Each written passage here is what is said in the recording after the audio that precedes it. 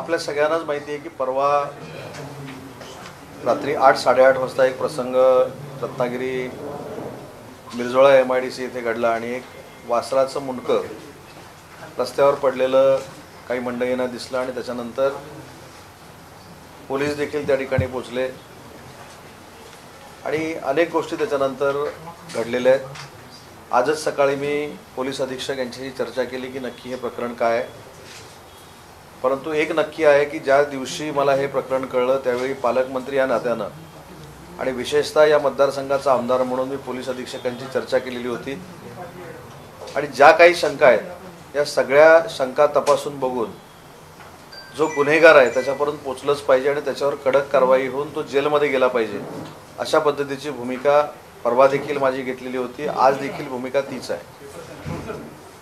समाजामध्ये धर्मामध्ये वाद लावण्याचा प्रयत्न काही विघातक प्रवृत्ती जर करत असतील तर त्यांच्यावर कडक कारवाई झाली पाहिजे ही भूमिका मुख्यमंत्र्यांची देखील आहे आणि गृहमंत्री उपमुख्यमंत्री देवेंद्रजींची देखील आहे। या दोघांशी माझी चर्चा झालेली आहे। परवाचा जो प्रसंग होता तो कशामुळे घडलेला आहे त्याच्यामध्ये अजून एक जी मागणी केली जाते या सगळ्या बाबतीमध्ये तस्करी होते का, तर या संदर्भातले निर्देश देखील पोलीस अधीक्षकांना मी दिलेले आहेत। आज संघटनांच्या काही लोकांशी मी स्वतः बोलणार आहे।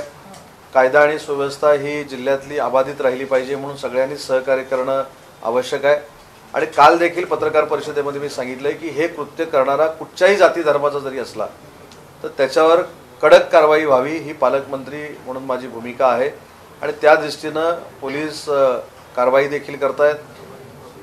जे काही CC कॅमेरे तपासायचे आहेत तिथल्या लोकांचे जबाब घ्यायचे आहेत ती देखील यंत्रणा पोलिसांनी सुरू केलेली आहे।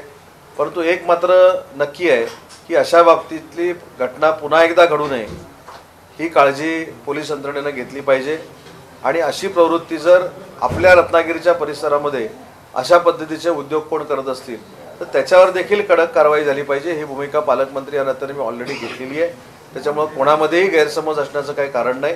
शेवटी जी भावना काल जे मीटिंग घेतलेले सगळ्या संघटनांचे पदाधिकारी होते तीच भावना पालकमंत्री म्हणून माझी देखील आहे की वेगळी भावना असण्याचं काही कारण नाही, परंतु याच्या मुळाशी पोचलं पाहिजे ह्या स्पष्ट सूचना मी पोलीस अधीक्षकांना दिलेल्या आहेत। काल याच्यामध्ये एक ट्विस्ट निर्माण झाले की आपली प्रेस झाल्यानंतर कलेक्टर ऑफिसला साहेबांची आणि SP साहेबांची प्रेस झाली, त्यामध्ये त्यांनी असं सांगितलंय की हा जो प्रकार आहे हा वेगळा प्रकार आहे की काही लोकांनी तिथं प्रत्येक लोकांनी पाहिले आणि ते वासरू ऑलरेडी पहिलेच मृत झालं होतं आणि कुत्र्याने त्याचे लचके तोडून ते मुंडकं तिथपर्यंत आणलं असं त्यांचं म्हणणं आहे।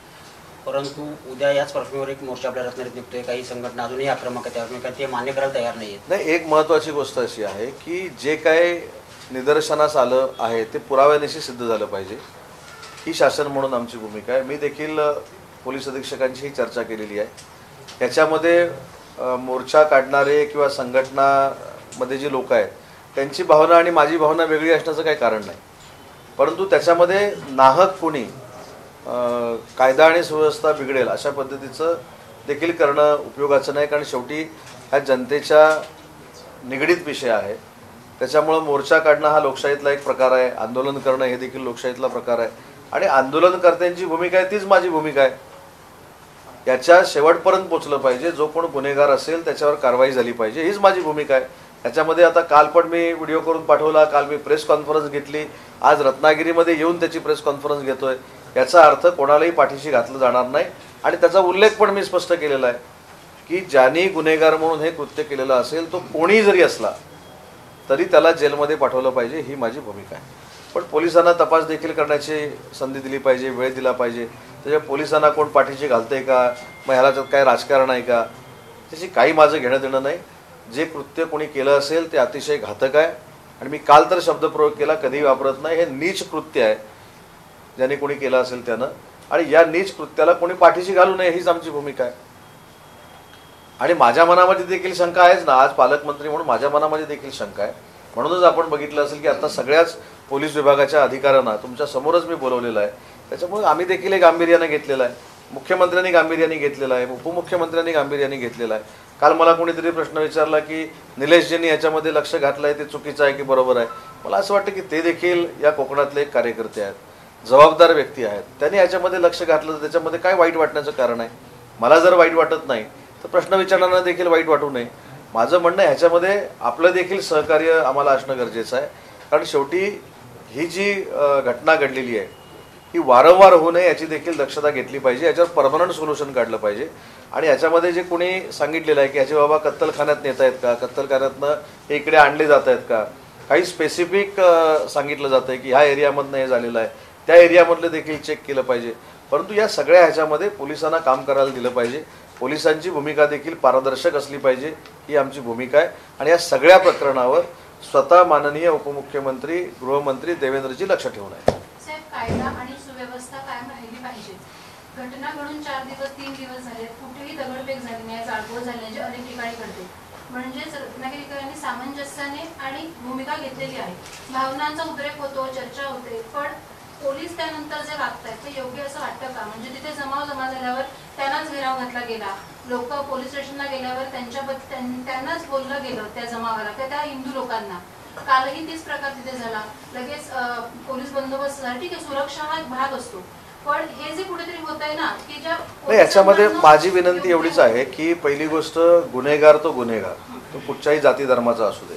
मी माझी स्टेटमेंट करताना स्पष्ट अशी केलेली आहे, कुठच्याही जाती धर्माचा जरी गुन्हेगार असेल आणि त्याने हे कृत्य केलं असेल त्याला माफी नाही. ही पहिली गोष्ट. दुसरी गोष्ट, जमावावर जर काय मुद्दाम पोलिसांनी काय कारवाई करण्याचा प्रयत्न केला असेल तर आयजीकडनं त्याची देखील चौकशी केली जाईल. त्याची तुम्ही चिंता करण्याची काय आवश्यकता नाही. कारण शेवटी पोलीस अधीक्षक आहेत, त्यांच्या वरच्या देखील पोस्ट आहेत, त्यांच्याकडनं ती चौकशी केली जाईल. त्याच्यामुळं कोणालाही पाठीशी घालण्याचा काही प्रश्न येत नाही. आणि शेवटी प्रिकॉशन म्हणून काही गोष्टी चालू असतात. विधानसभेचं अधिवेशन चालू आहे, हे देखील आपण सगळ्यांनी समजून घेतलं पाहिजे. याचे पडसाद नुसते रत्नागिरीमध्ये नाही तर याचे पडसाद महाराष्ट्रामध्ये उमटू शकतात. म्हणून प्रिकॉशनही काही घेतल्या जर गेल्या असतील पण त्याचा अतिरेक झाला असेल तर मी आजच आयजींना सांगेन की त्याची चौकशी करून त्याचा अहवाल सादर करा. तो आपल्या निदर्शनास पण येईल. आणि तो अहवाल आल्यानंतर मी काय तो लपवून ठेवणार नाही. अशीच प्रेस घेऊन आयजीने काय अहवाल दिलेला आहे मी तुमच्यासमोर सादर करेन. दुसरा एक महत्त्वाचा, म्हणजे ही तर गांभीर्यानं घेण्यासारखी गोष्टीच आहे, पण आत्ता एक अजून एक महत्त्वाचा कार्यक्रम रत्नागिरी जिल्ह्याच्या महिलांसाठी जो महायुतीच्या सरकारनं सुरू केला आहे, तो महाराष्ट्रातला पहिला कार्यक्रम आज आम्ही रत्नागिरीमध्ये सुरू केला. तो म्हणजे मुख्यमंत्री लाडकी बहीण योजना. एका ठिकाणी 5,000 दाखले देण्याचा हा कार्यक्रम आहे.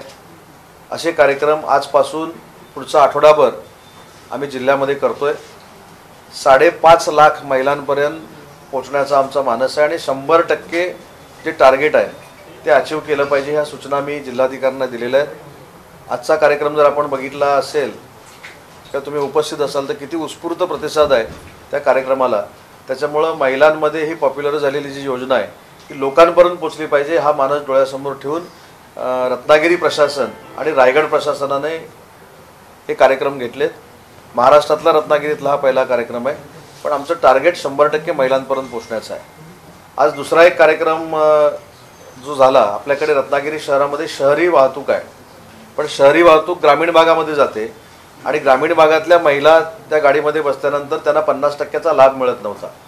एकनाथ शिंदे साहेबांकडे परिवहन विभाग आहे, त्याच्यामुळे तो देखील GR काढला आहे. आणि सांगताना मला मनापासूनचा आनंद होतोय की या 5 दिवसामध्ये पर डे रत्नागिरी ST 1 लाखानं प्रॉफिटमध्ये आलेली आहे. 4,000 संख्या प्रवासांची वाढलेली आहे. त्याच्यामध्ये 65 वर्षाचे ज्येष्ठ आहेत, 75 वर्षाचे ज्येष्ठ आहेत आणि महिला आहेत. तो देखील शुभारंभ मी आजच्या कार्यक्रमाच्या निमित्तानं केला. आणि महाराष्ट्रातला असा एक कार्यक्रम आहे, तो माझ्या 5वी ते 12वीच्या विद्यार्थिनींसाठी आहे. त्यांना जो फॉर्म दिला जातो, त्यांना जे आयडेंटिटी कार्ड दिले जातात, ते पैसे ST महामंडळ घेतं. तर 70,800 मुलींचे पैसे श्री रत्नागिरीचा राजा गणेशोत्सव मंडळानं भरलेले आहेत. आणि त्यांना आता हे फॉर्म भरताना कसलाही भुर्दंड पडणार नाही, ही जबाबदारी आमच्या गणेश मंडळाने घेतलेली आहे. आणि अशा मंडळामार्फत हा कार्यक्रम राबवणारा रत्नागिरी जिल्हा हा पहिला जिल्हा आहे.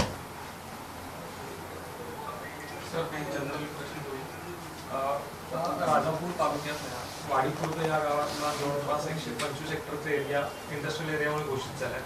सरकारचं नेमकं नियोजन काय आहे? कारण ज्या ठिकाणी होतं त्या ठिकाणी MIDCचा प्रस्ताव होता किंवा काही अधिसूचना किंवा काही नोटिफिकेशन्स निघाल्या होत्या. आता भविष्यात रिफायनरी, बारसू रिफायनरी आणि काल काढलेलं नोटिफिकेशन ह्याचा सुतरामही संबंध नाही. तिथल्या स्थानिक लोकांच्या मागणीनुसार MIDC व्हावी, तिथे उद्योजक यावेत, तिथे उद्योग यावे, ही तिथल्या स्थानिक शेतकऱ्यांची मागणी असल्यामुळं ती MIDC राजापूरमध्ये आपण करतोय. रिफायनरीचा विषय हा अतिशय वेगळा आहे. रिफायनरीचं नोटिफिकेशन हे अतिशय वेगळं आहे. सॉईल टेस्टिंग हा विषय वेगळा आहे. आणि काल जे नोटिफिकेशन आपण काढलं आहे ते जिल्ह्यातल्या ज्या आपण तालुका स्तरावरच्या MIDC करतोय त्यातलं ते पहिलं नोटिफिकेशन आहे. लांजामध्ये देखील येत्या 15-20 दिवसामध्ये दुसऱ्या MIDCचं नोटिफिकेशन निघेल. रत्नागिरी तालुक्यामध्ये निवेंडीचं नोटिफिकेशन निघेल, मेरवीचं नोटिफिकेशन निघेल, गुहागरमध्ये नवीन नोटिफिकेशन निघेल आणि मंडणगडला देखील नवीन नोटिफिकेशन निघेल. त्याच्यामुळे तालुका स्तरावर MIDC व्हावी हा संकल्प घेऊन जे महाराष्ट्रामध्ये मी काम सुरू केलं होतं त्याच्यातलं पहिलं काम हे राजापूरनं स्वीकारलं, तिथल्या शेतकऱ्यांनी स्वीकारलं, म्हणून त्या ठिकाणी MIDC आम्ही घोषित केलेली आहे. त्याचा आणि रिफायनरीच्या कामाचा काही सुद्धा संबंध नाही. सर, पुण्यातून एक घटना समोर येते. वाहतूक महिला पोलीस अधिकाऱ्यावर ज्वलनशील पदार्थ टाकून पेटवण्याचा प्रयत्न केला गेला.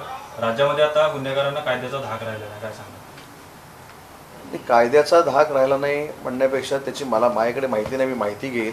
परंतु अशा पद्धतीचं कृत्य कोणी केलं असेल तर कायदेशीररित्या कडक कारवाई होणार त्याच्यावर. त्याच्यामुळे असं कोणी समजू नये की कायदा अजून कलम कोण चालवत नाही किंवा जे काय दादागिरी करतायत ती खपवून घेतली जाईल अशातला भाग नाही. जर असं घडलं असेल तर त्याच्यावर कडक कारवाई केली जाईल. सर, दापोलीमध्ये परवा 8 दिवसापूर्वी एक FIR झाली होती विनयभंगाची घरी 354 नुसार. तर त्यामध्ये विषय असा झाला की ती जी मुलगी होती तिच्यावर गेल्या अनेक दिवसांपासून एक व्यक्ती अत्याचार करत होता आणि त्याच्या कुटुंबियांनी म्हणजे वडील, आई वारलेली आहे, वडिलांनी कष्ट घेऊन म्हणजे खूप स्वतःची मनाची तयारी करून FIR नोंदवली आणि ती FIR नोंद झाल्यानंतर त्यांना इथे CWC जी चाइल्ड वेलफेअर कमिटी आहे त्यांनी बोलावून घेतलं आणि त्या मुलीला त्यांनी जमा करायला लावलं इथे वडिलांची सही घेऊन. म्हणजे तिच्यावर अत्याचार झाला आणि तिथे वडिलांनी खूप प्रयत्न करून सगळ्यांचा विरोध करून FIR केली आणि इथे मुलगी जमा झाली. तर त्या याच्यात खूप मनस्ताप झाला त्यांना. आता कलेक्टर साहेबांकडे अपील करून त्या मुलीला परत पाठवलं. पण सर, अशाने FIR करणार कोण? मग जर तीच मुलगी इथे जमा होत असेल संस्थेमध्ये तर पण पोलीस अधीक्षकांना चौकशी करायला लावू त्याची पुन्हा एकदा. म्हणजे असं काही नाही की PIनं केलेलं सगळं योग्य आहे ते गृहीत धरून पुढे जावं. आताच माझी लॉ अँड ऑर्डरची बैठक आहे. या संदर्भात दापोलीच्या संदर्भात पुन्हा एकदा त्याची चौकशी करायला लावू.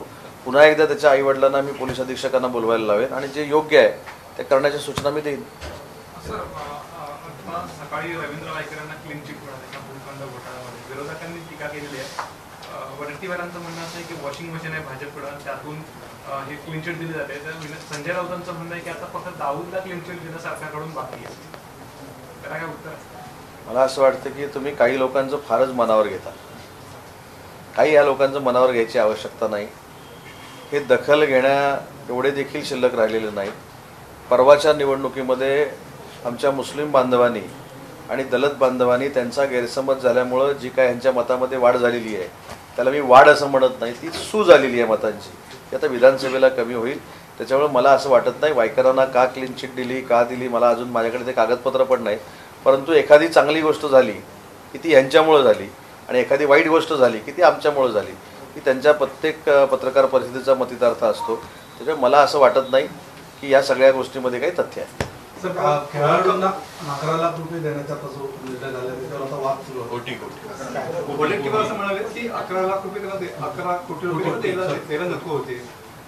निवडणुका डोळ्यासमोर ठेवून सरकारनं हा निर्णय घेतला आहे. हो, काय रोहित शर्मा रत्नागिरीतून मतदान करणार आहे की सूर्यकुमार यादव येऊन करणार आहे की कोहली येऊन करणार आहे? मला असं वाटतं की जी विजयश्री खेचून आणली ती किती जनतेला भावलेली आहे किंवा मुंबईकरांना, महाराष्ट्रातल्या लोकांना, देशातल्या लोकांना भावलेली आहे याचा मी एक त्याचा बाधित व्यक्ती आहे. मी वानखेडे स्टेडियमला जायला निघालेलो होतो आणि लाखो लोकांच्या गर्दीमुळे मी 3 तास मंत्रालयापासून वानखेडेकडे पोहोचू शकलो नाही. त्याच्यामुळे मला असं वाटतं की राजकारण करावं, पण वर्ल्ड कप जिंकला हा ऐतिहासिक क्षण आहे आणि तो महाराष्ट्राच्या 14 कोटी जनतेच्या हृदयातला क्षण आहे. त्याची तरी चेष्टा करू नका. परवा कोणीतरी सांगितलं गुजरातवरनं गाडी आणली, व दुसऱ्या दिवशी सत्कार होता, गुजरातला ती गाडी तयार होती आणि महाराष्ट्राची रणजी ट्रॉफी जिंकून आला असता किंवा महाराष्ट्रानं काय केलं असतं ही मागणी ठीक आहे. महाराष्ट्र क्रिकेट बोर्डाचे अध्यक्ष पण सांगतात की गुजरातवरनं गाडी आणली, त्यांना स्पोर्ट्समध्ये राहण्याचा अधिकार नाही. माझं म्हणणं देश जिंकलाय, आणि देशासाठी जर गुजरातमध्ये तयार असलेली गाडी आणली असेल तर बिघडली कुठं, आणि ती कशासाठी तयार केलेली होती ह्याचा देखील अभ्यास काही लोकांनी करणं गरजेचं आहे. मागच्या फायनलला जो दुर्दैवानं आपला पराभव झाला तिथं आपण जर मॅच जिंकली असतो तर त्याच्यावरनं ती मिरवणूक काढण्यासाठी केलेली गाडी असावी, आणि ती जर आणली तर काय BSTतनं फिरवायला पाहिजे होतं, म्हणजे यांची कमालच करायला पाहिजे. तर मला असं वाटतं की 11 कोटी रुपये जे दिलेले आहेत हे देशवासियांच्या भावना आहेत, हे काय सरकारचं, आणि ते काय 11 लोक, आता विराट कोहली इकडे येऊन कसं काय मतदान करेल. महाराष्ट्रातल्या जनतेनं जो प्रतिसाद दिला या सगळ्या टीमला किंवा त्या टीमवर प्रेम केलंय त्याच्यातनं उतराई होण्यासाठी पुन्हा पुलाची पाकळी म्हणून महाराष्ट्र सरकारनं त्यांना बक्षीस दिलंय. मग एखादा वर्ल्ड कप आणल्यानंतर देशाचं नाव जगाच्या पातळीवर आपल्या प्लेयर्सनी आणल्यानंतर त्यांना सुद्धा बक्षीस द्यायचं नाही हे फार चुकीचं आहे, आणि ह्याचा राजकीय मुद्दा होतो महाराष्ट्रामध्ये, हे फार दुर्दैवी आहे. सरकारचा क्लीन बोर्ड व्हायची वेळ आलेली आहे. अजित पवार, फडणवीस सर आणि एकनाथ शिंदे यांची तिघांची विकेट जाणार आहे विधानसभेची निवडणुकीत, संजय राऊत यांच्या. मला असं वाटतं की राखीव खेळाडूने याच्यावर बोलू नये.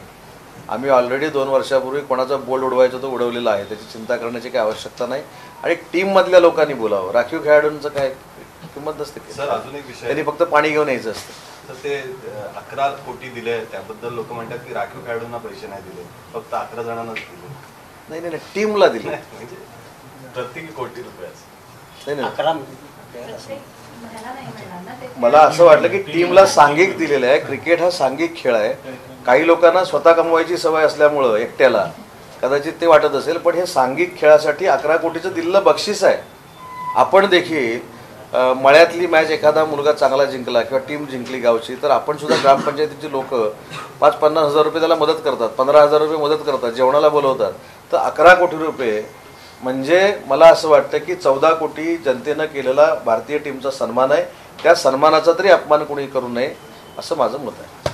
तर विधान परिषदेच्या निवडणुकीचं होणार हे निश्चित झालेलं आहे. मी काल मुंबईमध्ये एक स्टेटमेंट केलं, कसं बघताय? आजही करतो, तिनापैकी एक पडणार. पण सर कोण पडणार ते आम्ही ठरवू. नार्वेकर यांना एंट्री दिल्यामुळे म्हणजे त्यांच्या ज्या महायुतीची activity अडचण झाली आहे. होत्या, दरेकर असतील, कोणी कुठं एंट्री दिली याच्यापेक्षा आम्ही कोणाला एंट्री देणार आहे हे महत्वाचं आहे. आमचे 9 जिंकल्यानंतर तिनातले किती राहणार आहेत? 2. त्यांना एंट्री उरेल तो राखीव परत. राहुल नार्वेकरांच्या नितीन नार्वेकरांच्यामुळे महायुतीची अडचण झाली असं वाटतं का? म्हणजे महायुतीची हां, आणि त्याचे सगळ्यांची संबंध. महायुतीची अडचण होण्याचा प्रश्नच येत नाही. आमचे 9चे 9 जिंकणार, 3पैकी 2 जिंकणार, 1 राखीव खेळाडू होणार. तो आम्ही आदल्या दिवशी ठरवू कोण राखीव करायचा तो, पण आमचे 9 जिंकणार. सर, महायुतीच्या मेळाव्याबद्दल विरोधकांकडून टीका केली जाते. मेळावा कुठचा? महायुतीचा जो मेळावा होणार आहे, मेळावा होणार आहे ना, त्याच्यावर विरोधकांकडून टीका केली. मग आमच्या मेळाव्यावर जर टीका होते तर मग आज संकल्प मेळावा आहे त्याच्यावर पण टीका केली पाहिजे. छत्रपती संभाजीनगरच्या आमची पक्षाची भूमिका, आम्ही काय करायचं आम्ही ठरवणार. आमच्या पक्षाला सल्ल्याची आवश्यकता नाही, आणि सल्ल्याची जर आवश्यकता असती तर आम्ही पूर्वी मागितली असती, आता तर अजिबात नाही. त्याच्यामुळं स्ट्राईक रेट लोकसभेला उभाट्यापेक्षा जास्त आमचा आहे. 15 जुलैला या ठिकाणी शिवसेना चिन्हावरती निर्णयाची शक्यता आहे. 19 वाट बघू 15 तारखेपर्यंत. आताच कशाला बोलायचं त्याची? 19 तारीख झाली, 15ची 19 तारीख झाली. सागरी विद्यापीठ आणि विधी एक 5-6 महिन्यापूर्वी मी रत्नागिरीकरांना जे आश्वासन दिलं होतं की देशातलं पहिलं सागरी विद्यापीठ हे रत्नागिरीमध्ये होईल, त्याला मुख्यमंत्री महोदयांनी आणि दोन्ही उपमुख्यमंत्री महोदयांनी ते रत्नागिरीत होतं आहे म्हणून मान्यता दिलेली आहे. कॅबिनेटमध्ये जाऊन त्याचे आता पैसे मंजूर होतील, पण मंजुरी आपल्याला मिळालेली आहे. 500 ते 600 कोटीचा तो प्रकल्प आहे. महाराष्ट्रातलं पहिलं शासकीय विधी महाविद्यालय मुंबई लॉ कॉलेज नंतरचं आपल्या रत्नागिरीमध्ये होतं आहे, त्याला देखील मान्यता मिळालेली आहे. ती आता पुढच्या कॅबिनेटमधून जाऊन त्याला निधीची तरतूद होईल. त्याच्यामुळे आपल्याला आठवत असेल की 5 वर्षापूर्वी मी उच्च व तंत्रशिक्षण मंत्री झाल्यानंतर एक वाक्य वापरलं होतं की पुण्यानंतरचा एज्युकेशनल हब हा रत्नागिरी होईल, आणि तो झालेला आहे. तुम्ही कुठूनही जरी बघितलं, medical college, engineering college, polytechnic college, skill centre, Sanskrit विद्यापीठ, त्याच्यानंतर टाटाबरोबर MOU करून ट्रेनिंग सेंटर, जेम्स अँड ज्वेलरीचं ट्रेनिंग सेंटर, आज झालेलं विधी महाविद्यालय, त्याच्यानंतर छत्रपती शिवाजी महाराजांचं आंतरराष्ट्रीय ग्रंथालय, त्याच्यानंतर ocean university, marine engineering, D pharm, B pharm, M pharm, सगळी कॉलेजेस शासकीय म्हणजे 20 वर्षाच्या माझ्या राजकीय कारकिर्दीमध्ये मी जर काय केलं असेल तर स्वतःचं कॉलेज न काढता शासकीय कॉलेज शेतकऱ्यांच्या मुलासाठी आणली आणि त्याचा पुढचा टप्पा ओशन युनिव्हर्सिटी आणि लॉ कॉलेज ही देखील शासनानं मंजूर केली. सागरी विद्यापीठाचं काही स्ट्रक्चर ठरलं की अजून ह्याच्यातच आहे, काय नाही, आता मंजूर झालं. त्याच्यानंतर आता त्याला निधीची तरतूद होईल, आर्किटेक्ट होईल आणि जागा द्यायचा देखील निर्णय आम्ही घेतला. 50 एकर जागा केंद्रीय असेल की केंद्रीय. केंद्रीय ह्याच्यामधनं सगळ्यात महत्त्वाचा जो फायदा होणार आहे ते सांगतो. म्हणजे एज्युकेशन तर वाढेलच, परंतु चेन्नईला जे एक विद्यापीठ आहे, जे मरीन विद्यापीठ आहे, आपल्याकडे 720 किलोमीटर लांबीचा समुद्र किनारा आहे आणि CRZचे जे प्रश्न येतात ते सगळे चेन्नईला जातात. आता हे तयार झाल्यानंतर ते चेन्नईला जाणार नाही, ते सगळे क्लिअरन्स आपल्याला या विद्यापीठामध्ये मिळतील. म्हणजे नुसतं एज्युकेशनल सिस्टीम आपण डेव्हलप केली नाही तर 720 किलोमीटर कोस्टल बेल्टच्या परवानग्या देखील CRZच्या आता या ठिकाणून मिळणार. आपलं जे फिशरीज कॉलेज आहे त्याच्याशी ते काय रिलेट असेल की ते त्याच्यात नाही नाही नाही, फिशरीज कॉलेज ही संकल्पनाच वेगळी आहे आणि ओशन युनिव्हर्सिटी म्हणजे सागरी विद्यापीठ ही संकल्पना वेगळी आहे. मी पुढच्या दौऱ्यामध्ये ते जे तज्ज्ञ आहेत सारंग कुलकर्णी आणि सगळी टीम घेऊन येतो आणि तुम्हाला त्याचं प्रेझेंटेशन देतो. म्हणजे नक्की सागरी विद्यापीठ आपल्याकडे काय होणार आहे, त्याच्यामध्ये काय शिकवलं जाणार आहे, काय रिसर्च केला जाणार आहे. म्हणजे मला असं वाटतं की समुद्राच्या पाण्यापासून स्कुबा डायपिंगपासून फिशिंगपासून बोट तयार करण्यामध्ये आधुनिकता कशी असावी आणि त्याचं शिक्षण कसं असावं असा करिक्युलम त्याच्यामध्ये तयार केला जाईल. माझा असा पुढचा एक प्रश्न याच्यासाठी होता, मत्स्य विद्यापीठ नागपूरला आहे, त्याची खूप मागणी आहे की आपल्या इकडे यावं. त्याची मला असं वाटतं की ही पहिली पायरी समजावी. पण सागरी विद्यापीठ झाल्यानंतर सगळ्या विद्यापीठापेक्षा मोठं विद्यापीठ हे सागरी विद्यापीठ असणार आहे आणि त्याच्यावर मत्स्य प्राण्यांवर देखील रिसर्च केला जाणार आहे. एवढं मोठं विद्यापीठ असणार. माझं प्लॅनिंग असं आहे की जी स्टरलाईटची जागा आपण घेतलेली आहे त्याच्यातली 50 एकर जागा म्हणजे हार्ट ऑफ द सिटी होईल आणि विद्यापीठाची बिल्डिंग ही बघण्यासारखी असते. कारण उच्च व तंत्र शिक्षण विभागाचा मंत्री असल्यामुळे मी विद्यापीठांमध्ये जायचो. तुम्ही शिवाजी विद्यापीठ कोल्हापूरपासून गोंडवाना विद्यापीठ गडचिरोलीपर्यंत जर इमारती बघितल्या तर ती पर्यटन स्थळ झालेली आहेत. एवढी चांगली बांधकाम होतं. त्याच्यामुळे सिटीच्या लगत असावं असं माझं मत आहे आणि म्हणून मला असं वाटतं की जिंदाल आपल्या स्टरलाईटच्या जागेमध्ये करण्याचा मानस आहे. ॲल्युमिनियम प्रकल्पग्रस्तांना तुमच्या मार्फत मला हात जोडून विनंती करायची आहे आणि मला देखील आपल्याला देखील विनंती करायची आहे की प्रकल्पग्रस्तांवर अन्याय होणार नाही याची भूमिका आम्ही नक्की घेणार आहोत. परंतु 550 एकर जागा परत द्यावी ही जी भूमिका आहे ही काही जागा रत्नागिरीकरांच्या भल्यासाठी मी परत देणार नाही. तुम्हाला किती विरोध झाला तरी चालेल, कारण कितीतरी मोठ्या प्रयत्नानं ही सुप्रीम कोर्टातनं जागा ही मी मिळवलेली आहे आणि ती रत्नागिरीच्या हितासाठी आणि विकासासाठी मिळवलेली आहे. ॲल्युमिनियमवाल्यांचे काही प्रश्न असतील मी बसून सोडवेन. मी 3-3, 4-4 वेळा त्यांच्यावर मीटिंग केलेली आहे. मी त्यांना सांगितलं की तुमच्यासाठी वेगळी पॉलिसी आणतो, तुम्हाला जमीन थोडी उद्योगासाठी देण्याचा मी प्रयत्न करतो, तुम्हाला आर्थिक काही पॅकेज देण्याचा प्रयत्न करतो. पण अशा पद्धतीनं राजकारण करणं हे काही योग्य आहे असं मला वाटत नाही. भविष्यामध्ये नाहीतर कुठचे प्रकल्प येणार नाहीत आणि जमिनी कोण MIDCला देणार नाही. सर काल ते विषयात म्हणाले की आम्ही आर्थिक पॅकेज घ्यायला तयार आहोत असं ते मी सांगितलं ना. आचारसंहिता काल संपली. आचारसंहिता काल संपल्यानंतर 24 तास तरी द्यावेत. त्यांच्यावर बैठक घेऊन आपण चर्चा करू ना.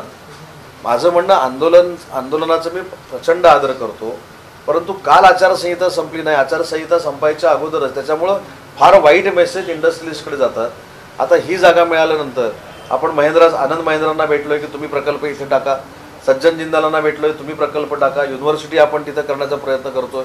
या सगळ्या गोष्टी परत मागं जातील आणि रत्नागिरीची डेव्हलपमेंट देखील थांबेल ही माझी विनंती आहे. आणि आपल्याला देखील विनंती आहे की कुठंतरी एकदा आता आपण पाऊल टाकलं पाहिजे की आपला विकास झाला पाहिजे. आणि जर विकास होणारच नसेल, अशीच जर आंदोलनं होणार असतील, त्याची उत्तरं काय मला निवडणुकीमध्ये द्यावी लागणार नाहीत. मी सांगेन बाबा मी आणण्याचा प्रयत्न केला पण विरोधामुळे होऊ शकलं नाही.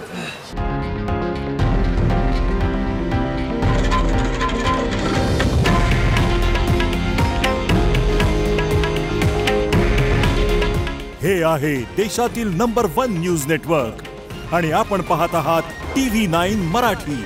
काळजी तुमची, हित महाराष्ट्राचं.